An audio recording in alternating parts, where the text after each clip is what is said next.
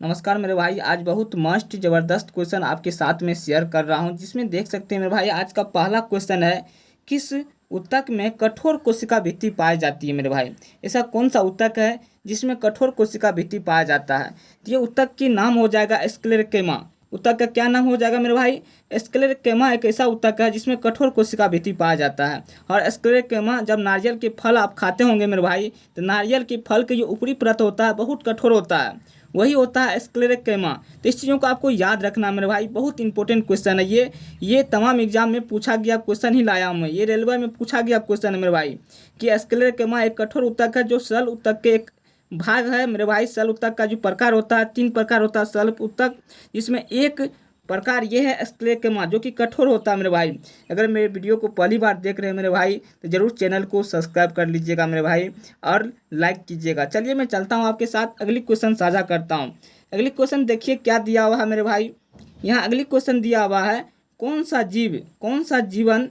सी जीवन प्रक्रिया रासायनिक ऊर्जा को उष्मा ऊर्जा में बदलती है मेरे भाई। ऐसा कौन सी जीवन प्रक्रिया है जो रासायनिक ऊर्जा को उष्मा ऊर्जा में बदलने का काम करता है। ये हो जाएगा, जीवन की एक प्रक्रिया होता है मेरे भाई श्वसन, जो रासायनिक ऊर्जा को क्या करता है मेरे भाई, ये उष्मा ऊर्जा में बदलने का काम करता है। ये भी क्वेश्चन रेलवे में पूछा गया क्वेश्चन है मेरे भाई। इसलिए तमाम क्वेश्चन जो भी लाया हूँ मैं, किसी न किसी एग्जाम में पूछा गया है। इसलिए पूरा वीडियो आप देखिएगा, पूरा वीडियो देखिएगा। पहली बार अगर वीडियो देख रहे हैं तो बहुत इंपॉर्टेंट क्वेश्चन है, छांट के मैं क्वेश्चन लाया हूँ। चलिए आपके साथ अगली क्वेश्चन साझा करता हूँ मेरे भाई। अगली क्वेश्चन देखिए क्या दिया हुआ है।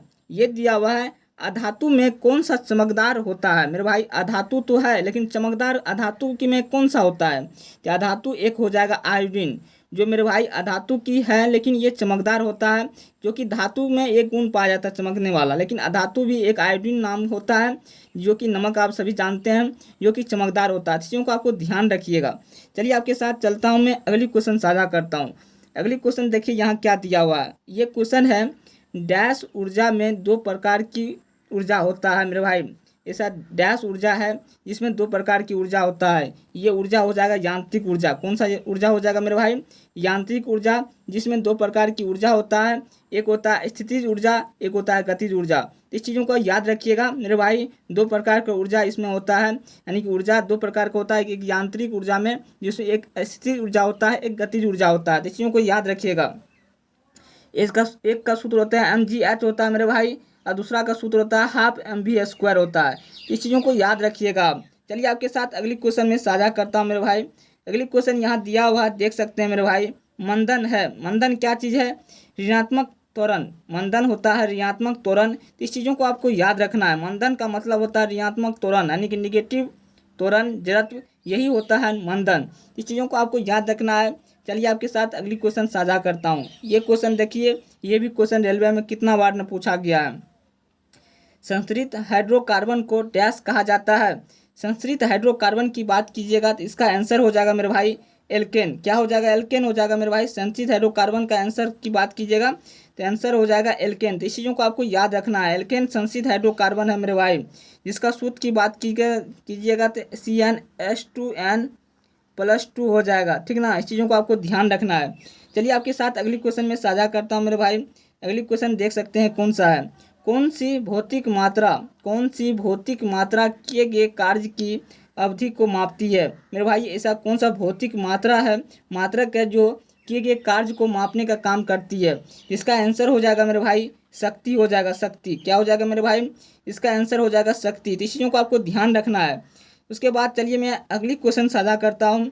डैश की एसआई मात्रक न्यूटन होता है। इसकी बात कीजिएगा, डैश की एसआई मात्रक न्यूटन होता है। इसका आंसर हो जाएगा वजन और दाब। वजन और दाब ऐसा है मेरे भाई, जिसका एसआई मात्रक क्या होता है? न्यूटन होता है। यानी कि बल का एसआई मात्रक सीधा समझिए आप, बल का एसआई मात्रक क्या होता है? न्यूटन होता है। तो इस चीज़ों को ध्यान रखना है आपको। ये बहुत इंपॉर्टेंट ज़बरदस्त क्वेश्चन है मेरे भाई, ठीक ना। किसी न किसी एग्जाम में पूछा गया क्वेश्चन ही आज आपको पढ़ाया गया है, जो कि खास करके मैं बताऊं, ये रेलवे में तो पूछा ही गया है सभी क्वेश्चन, ठीक ना। बिहार एसएससी, बिहार पुलिस मेरे भाई, शिक्षक भर्ती के लिए ये क्वेश्चन बहुत मायने रखता है अपने आप में। भले ही क्वेश्चन छोटा है लेकिन बहुत इंपॉर्टेंट क्वेश्चन है। इसीलिए चैनल को सब्सक्राइब कर लीजिएगा और ऑल नोटिफिकेशन में रखिएगा, और वीडियो को लाइक कर दीजिएगा, शेयर कीजिएगा उन दोस्तों तक, जिससे उसे भी लाभ पहुंच पाए, ठीक। यहीं पर अपनी वाणी को विराम करता हूँ। जय हिंद।